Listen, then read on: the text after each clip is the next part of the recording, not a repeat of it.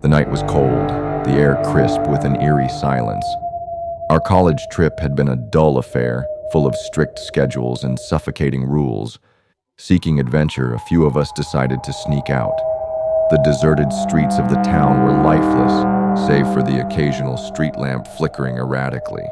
We wandered aimlessly until we stood before the old church at the town's edge. It loomed like a shadowy monolith, its stained glass windows shattered, its steeple cracked from time. "Let's go inside," one of my friends suggested. I hesitated, sensing an unnatural stillness about the place, but peer pressure is a powerful force, and so, against my better judgment, I stepped in with them. Inside, the air was stale, thick with dust and decay. Our phone flashlights cut through the darkness, revealing towering pews and cobweb-laden chandeliers.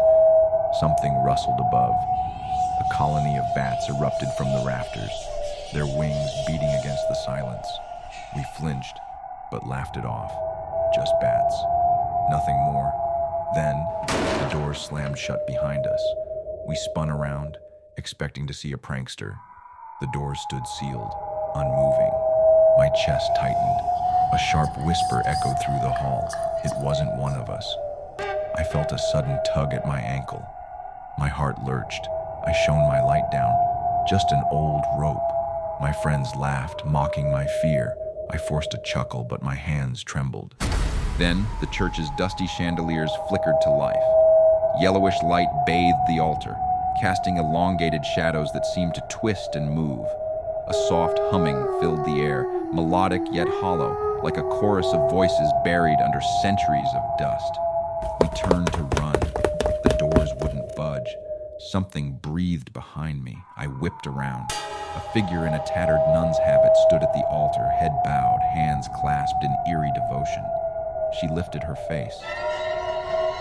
Her eyes were pits of seething red. My friend let out a strangled cry as the nun turned to us, her lips stretching into a twisted smile. The church trembled. The walls seemed to close in. The smell of burnt flesh filled the air. We bolted, but my friend, he tripped. The nun lunged. Before we could pull him away, something changed. His skin paled. His eyes burned red. His mouth opened in a silent scream as his body convulsed. Then he slithered. Like a grotesque lizard, he moved unnaturally fast, his limbs jerking at impossible angles. I wanted to scream, but no sound came out. He lunged at us, his tongue flicking unnaturally, his face shifting between his own and the nun's. We backed away, fumbling in the darkness. I felt something cold grasp my wrist. The nun. Her touch burned. My vision swam. My other friend collapsed, his breath coming in ragged gasps as claw marks bloomed across his skin.